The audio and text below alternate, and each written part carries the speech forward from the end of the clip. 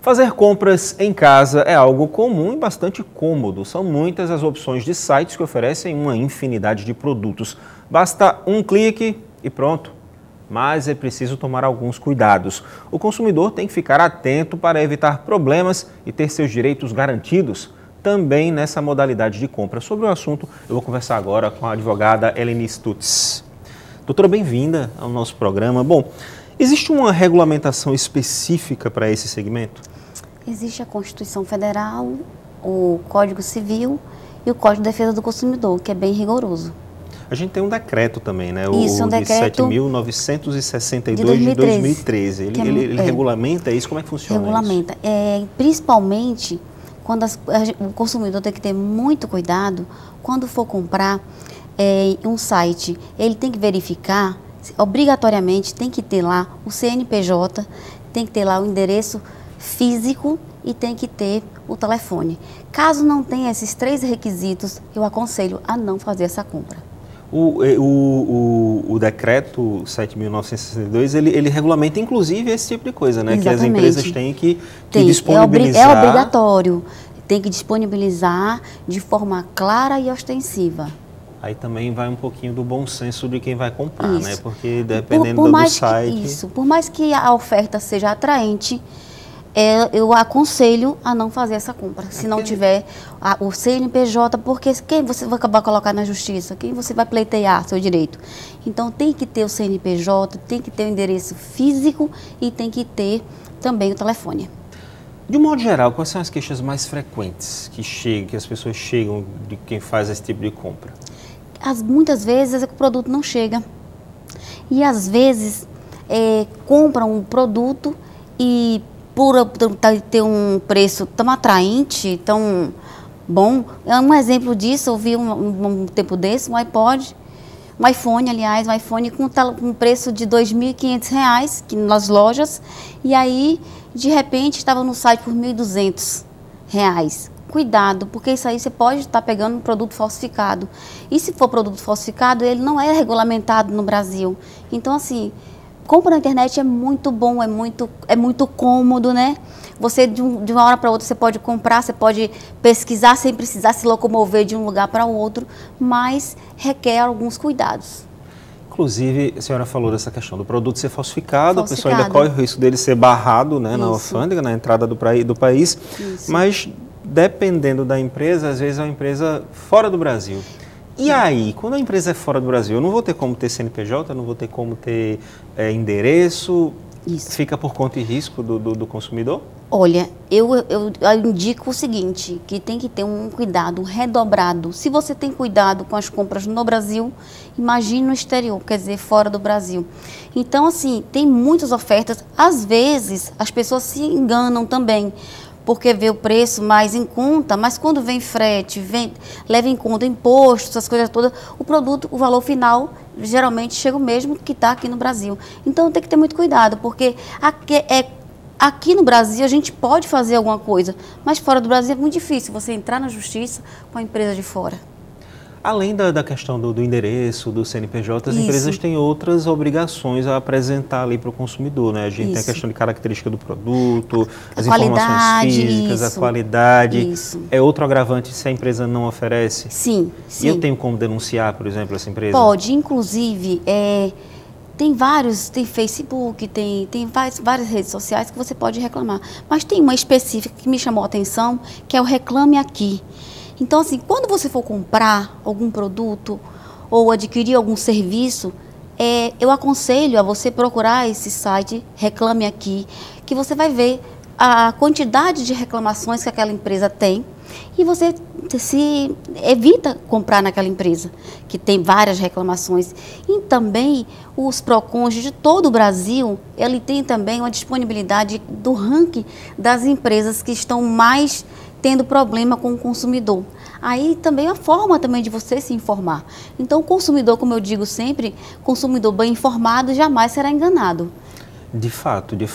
E outra coisa, uma vez que o consumidor se informa ali, ele vai e faz aquela pesquisa, não é só pesquisar preço, na verdade, você tem que pesquisar o histórico. O histórico As chances também. de você ser lesado, Exatamente. elas ficam bem menores. Mas Bem vamos menores. supor que eu fiz toda essa pesquisa, eu fiz o ranking lá da empresa, mas eu não fiquei satisfeito com esse meu produto. Eu tenho direito a me arrepender?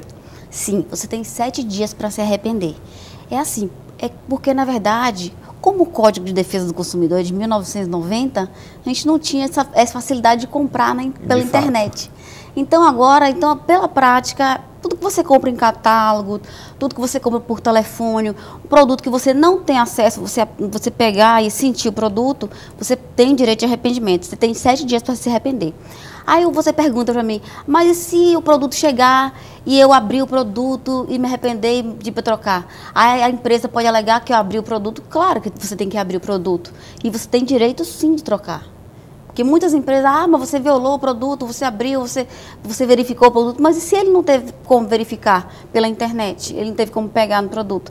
Então, é o direito do consumidor de se arrepender e devolver a mercadoria e receber o valor integral. A empresa ela pode se negar a entregar, devolver esse valor ou não? Ela é obrigada? Ela é obrigada a pagar. Se você se arrepender do valor, se estiver no prazo de 7 dias, ela é obrigada a ressarcir o consumidor. Agora, no caso, por exemplo, quando você vai comprar algum produto online, tem aquela política de compra que você dá aquele cliquezinho do eu aceito. Sim. Se aquilo ali, se esse caso, por exemplo, tiver incluído nesse que você clicou o eu aceito, ou se de repente eu recebi aquele produto e eu precisei assinar alguma coisa que está lá dizendo, o produto foi entregue em perfeitas condições e não estava. E aí? Mas se aí você provar, acaba depondo contra você mesmo, criando provas contra você mesmo? Assim, o aceite, hoje em dia, os entendimentos jurisprudenciais diz o seguinte, que é um contrato. Não deixa de ser um contrato, tá? Entre as partes, tá? Mas, se o produto não vier a contento, você pode sim justificar porque que você... Aliás, você nem precisa justificar, você não quer o produto, porque você não pegou no produto. Então, neste caso. Nesse caso. Isso. De um modo geral, o que o consumidor deve fazer para se proteger de eventuais golpes? A gente falou aqui de fazer a pesquisa do histórico. Isso. Falou aqui de tomar cuidado para não clicar erroneamente, ler, né, aquele contrato, isso é importante também. E pesquisar o tipo do site que está sendo comprado. O que mais? Inclusive, você falou sobre o negócio do aceite, cuidado com aquele negócio do aceite, porque às vezes no próprio aceite tem dizendo assim, que você pode... que a empresa pode lhe cadastrar em outras empresas parceiras. Aí você começa a receber um monte de e-mails.